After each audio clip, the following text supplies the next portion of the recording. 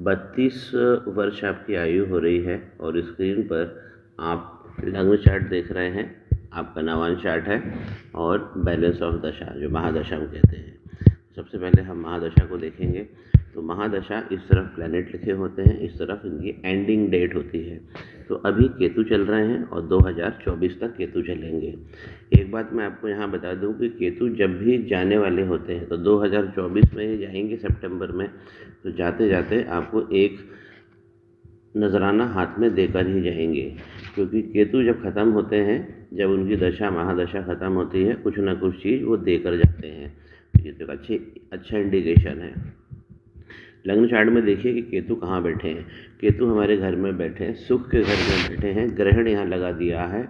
और केतु वीनस का, इसे हम लंपट योग कहते हैं। तो ये भी एक से ज़्यादा अफेयर करवा देता है। और आप समझिए कि केतु जब यहाँ बैठेंगे तो एयर, जो बॉडी के अंदर एयर एलिमेंट है, वो प्रभावित होगा। और ये चौथा भाव हमारे लंग्स का होता है। यही हमारी मदर के साथ भी होगा। तो मदर का जो एयर एलिमेंट है और जो उनका सीना है, चेस्ट है, ये वीक हो जाता है। तो यहाँ पर हमें वो सावधानी रखनी है। अब एक बार पुनः चालू करता हूँ मैं। देखिए, पहला भाव यहाँ पे लिखा हुआ तुला राशि, लग्न है तुला राशि। तो इसके प्लैनेट हैं वीनस, जाकर चौथे भाव में बैठे हैं। तो जब भी चौथे भाव में बैठेंगे तो ये सुख देंगे और मल्टीपल अफेयर भी कराएंगे। लेकिन जब वीनस होंगे तो ये वाला भाव तेज़ी से आएगा। तो इसकी संभावना 1+ अफेयर के होने की संभावना ज़्यादा है। और ये भी होता है कि जब लग्नेश चौथे घर में जाके बैठता है तो ऐसा जातक ऑपोजिट सेक्स के द्वारा बहुत पसंद किया जाता है।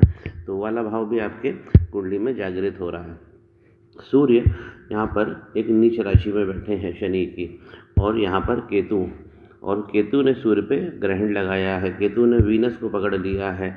तो ये दिक्कत है। और आपका जो जन्म आ रहा है वो भी ग्रहण के पास में आ रहा है, वो मैं आपको डिज़ाइन दूंगा। अब जो आपका एक प्रमोशन का सवाल है कि हमारा प्रमोशन कैसे होगा, तो प्रमोशन के लिए, फ़ायदे के लिए या कर्म के लिए हमें ये वाला भाव देखना चाहिए। प्रमोशन के लिए भाव के रूप में हमें 10वां घर देखना चाहिए और ग्रह के रूप में सूर्य देखना चाहिए। तो हम पहले ग्रह का रूप देखते हैं। तो यहाँ पर सूर्य तो फंसे हुए हैं। अब अगर हम प्रमोशन और अपने कर्म की बात करें तो यहाँ राहु बैठे हैं। ये आपको गवर्नमेंट से बहुत अच्छा लाभ देंगे। राहु का यहाँ बैठ जाना इंगित करता है कि आप ऊंचे स्थान पर रहेंगे, या तो जहाँ जो आपका मकान होगा वो ऊंचे स्थान पर होगा, या आपका जो रूम होगा वो ग्राउंड से काफ़ी ऊपर फ्लोर पर होगा। इस प्रकार राहु इंडिकेट करते हैं। राहु ने चंद्रमा को पकड़ लिया है। अब हम कर्म को समझते हैं सबसे पहले कि आपका कर्म कहाँ प्रभावित हो रहा है। तो राहु भगवान तो आपको सपोर्ट करेंगे, लेकिन यहाँ पे चौथी राशि कर्क राशि यानी चंद्रमा की राशि, अब यहाँ भगवान ने चंद्रमा को पकड़ दिया। चंद्रमा कहीं भी बैठे हों, लेकिन एक्चुअल में बैठे कहाँ है चंद्रमा? देखिए, चंद्रमा छठे भाव में जाकर बैठ गए हैं। इसलिए आपका ये कर्म का भाव वीक हो गया है। तो आपको यहाँ पे चंद्र को मैनेज करना पड़ेगा। तो चंद्रमा के लिए मैं आपको फ़ोन पे जब बात करूँगा तो आपको उपाय भी दूंगा। चंद्रमा यहाँ पर मीन राशि में बैठे हुए हैं, तो ये भाव बहुत अच्छा देते हैं क्योंकि गुरु की राशि है। और छठे भाव के चंद्रमा मदर को भी तकलीफ़ देते हैं और आपकी जो तरक्की है, आपका जो मनोबल है, वो भी कमज़ोर करते हैं। अब देखिए आपके मंगल कहाँ बैठे हैं। तो मंगल यहाँ 5वें घर में बैठे हैं। तो ये संतान पहला लड़का देते हैं, या अपनी संतति में लड़के ज़्यादा उसमें रहते हैं। मंगल भगवान जब भी शनि भगवान के साथ बैठेंगे शनि की राशि में, तो ये भी जो पहला जीवन का अध्याय होता है, जो हम 35 साल तक मानते हैं, उसमें भी ये संघर्ष देंगे। आपकी यहाँ पर बुद्धि बहुत अच्छी है। तो 5वें नंबर पर यदि मरकरी बैठे हुए हैं और शनि की राशि में जो मित्र की राशि है, तो ये बहुत अच्छा भाव देंगे। लेकिन मंगल के कारण जो इसमें वीकनेस है वो रहेगी, क्योंकि मंगल आगे जाकर भी वीक हो रहे हैं। वो मैं भी आपको एक्सप्लेन करता हूँ किस प्रकार। शनि भगवान के हिसाब से देखें कि हमें भाई क्या क्या संपत्ति मिलेगी और शनि भगवान हमारे लिए कितना फेवरेबल है। तो शनि भगवान देखिए अपनी फेवरेट राशि में बैठे, कन्या राशि में 12वें घर में बैठते हैं। तो 7, 8, 9, 10वीं दृष्टि भाग्य पे रहती है। तो इसलिए भाग्य में थोड़ा सा जो विच्छेदन है वो करते हैं। लेकिन शनि भगवान जब 12वें घर में बैठेंगे तो आपको संपत्ति भी देंगे और आपकी आयुष को बहुत लंबा कर देंगे। गुरु को मैनेज करना है, 12वें गुरु बैठे हैं और ये शत्रु राशि होती है, तो जुपिटर को भी हमें मैनेज करना पड़ता है। हाथ में अगर हम देखें तो जुपिटर के ऊपर जो ब्लॉक्स थे वो वीक पड़ गए हैं, आपकी ग्रोथ लाइन वीक पड़ गई है। क्यों पड़ गई है? क्योंकि गुरु 12वें घर में बैठे हैं और शत्रु राशि में बैठे हैं, वक्री भी हो गए हैं। यहाँ पर जो स्टार होता है वो वक्री बताता है, वक्री होना, ये वाला जो स्टार है ये वक्री होना बताता है। तो इसमें गुरु की भी एक जनरल रेमेडी हम लेकर चलेंगे।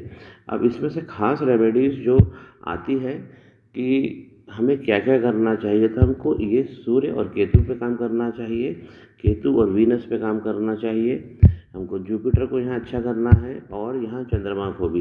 देखिए बुद्धि यहाँ भी अच्छी बन गई है 7वें दृष्टि से, एक दूसरे की दृष्टि को देखकर, तो यहाँ पर भी गजकेसरी का योग बन रहा है।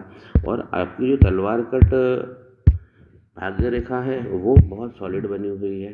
पत्नी के भाव को देखिए, जब पत्नी आएगी यहाँ पर तो ये प्रेम की तरफ से आप अपनी पत्नी को बहुत प्रेम करोगे जब वो आएगी, क्योंकि यहाँ के जो सप्तमेश है मंगल वो जाकर 5वें घर में बैठे हैं।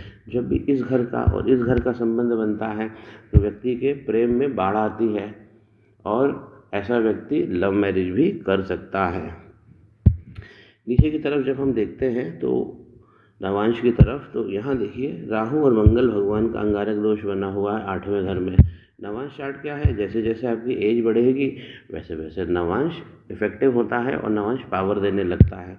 तो कौन सा ग्रह कहाँ पे जाके पावर दे रहा है, तो राहु मंगल की यहाँ पर दिक्कत बहुत ज़्यादा हो गई है, यहाँ पर अंगारक दोष लग गया है। यहाँ पे सूर्य अपनी ही राशि में आ गए हैं तो सुख बहुत सारा बढ़ा देंगे। शनि और गुरु ये भी एक अच्छा कॉम्बिनेशन है, यहाँ भी ज़्यादा दिक्कत नहीं है। लेकिन जो खास दिक्कत आ रही है इसके अंदर ये राहु और मंगल भगवान की यहाँ पर आ रही है। और ऊपर की तरफ हम देखें तो हमको ये सूर्य को, ये जड़ को सही करना, तो इससे आपके जो सूर्य हैं नवांश के, जो आने वाली ज़िंदगी के वो अपने ही राशि में बैठे हैं। देखिए बड़ी चीज़ दे जाएंगे, सूर्य अपनी ही राशि में चले गए हैं सिंह राशि में। और सूर्य अगर हम देखें तो इस भाव को भी देखेंगे जो कर्म का है। क्या नवांश में हम दृष्टि का उतना महत्व नहीं रखते जितना हम प्लेसमेंट का रखते हैं, तो सूर्य का यहाँ पे प्लेसमेंट बहुत अच्छा हो जा रहा है। जो लग्न में कमजोरी आ रही थी वो नवांश में दूर हो रही है, सूर्य मजबूत हो रहा है, चंद्रमा अपनी ही राशि में आ गए हैं देखिए। तो जब हम जड़ यहाँ से ठीक कर लेंगे तो ये दोनों चीज़ें बहुत मजबूत हो जाएंगी। प्लस आपकी जो माता जी है उनको भी जो वायु तत्व की प्रॉब्लम है, जो केतु भगवान यहाँ पे जनरेट करेंगे, उससे भी उन्हें बहुत बहुत लाभ मिलेगा। तो ये ऐसे कॉम्बिनेशन है। अब आपने जो ये कॉम्बिनेशन बोला है कि हमारा घूमना नहीं हो पाता है, क्यों नहीं हो पाता है, क्योंकि चंद्रमा यहाँ 6ठे भाव में बैठे हैं। तो चंद्रमा और मंगल से मंगल हमें छोटी छोटी यात्राओं का मौका देते हैं, और मंगल और चंद्रमा की जब हम बात करते हैं तो हमको बड़ी यात्राओं का लाभ मिलता है, टूरिज़्म वगैरह। अफेयर तो आपके होंगे ही होंगे, क्योंकि आप महिलाओं के द्वारा बहुत पसंद किए जाओगे। किस प्रकार, क्योंकि वीनस पर अगर आप देखेंगे तो राहु की दृष्टि पड़ रही है, यहाँ सूर्य के साथ कॉम्बिनेशन बनाया है, केतु यहाँ पर एक कॉम्बिनेशन बना के बैठे हुए हैं। अब मैं आपके दो इम्पॉर्टेंट चीज़ों को कवर कर दूं।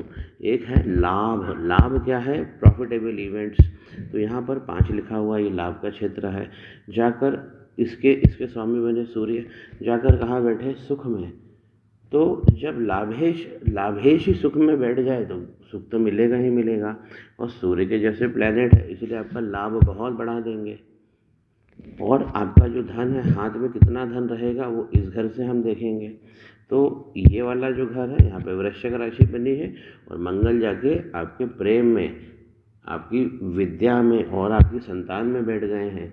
तो प्रेम, विद्या, संतान में आपको बहुत अच्छी सफलता देंगे। क्यों? क्योंकि यहाँ 5वें घर में जाकर बैठे हैं, त्रिकोण भाव होता है ये, तो धनेश त्रिकोण में चले गए हैं, ये बहुत अच्छी चीज़ है। लेकिन इसमें फ़र्क क्या होगा कि नवांश में जब अंगारक लगेगा यहाँ पर, और अंगारक भी कौन सी राशि में जाकर लगा हुआ है? गुरु की राशि में लगा हुआ है 9 में। तो और हाथ में भी मैंने स्पष्ट किया है।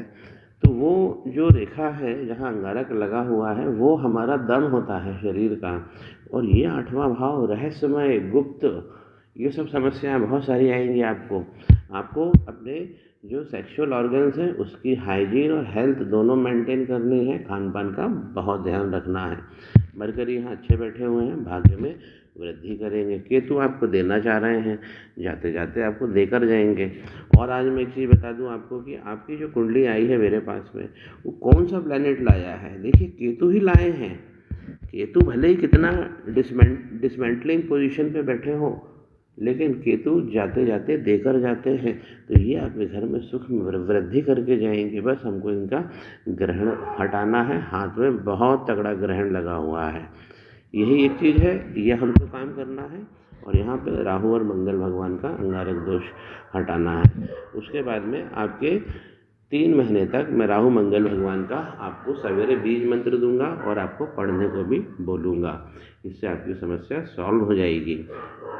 केतु के बाद में देखिए, केतु के बाद में यहाँ पे वीनस लगेंगे 2024 के बाद, और वीनस यहाँ पर अच्छी जगह बैठे हुए हैं और इनकी डिग्री आप देखिए 10 है, तो कुमारावस्था के हैं, आपको लग्जरी वगैरह सब देखे जाएंगे। सुख के घर में वीनस, वाहन वगैरह ये सब तो व्यक्ति को दे देते हैं, लेकिन केतु के आने से ही सबसे बड़ी समस्या हो रही है। सूर्य और वीनस प्रारंभिक रूप से दोनों उतना अच्छा भाव नहीं देते हैं, लेकिन जैसे जैसे जीवन आगे बढ़ता है तो भावों में वृद्धि कर देते हैं। और मैं आपसे चर्चा करता हूँ फ़ोन पर।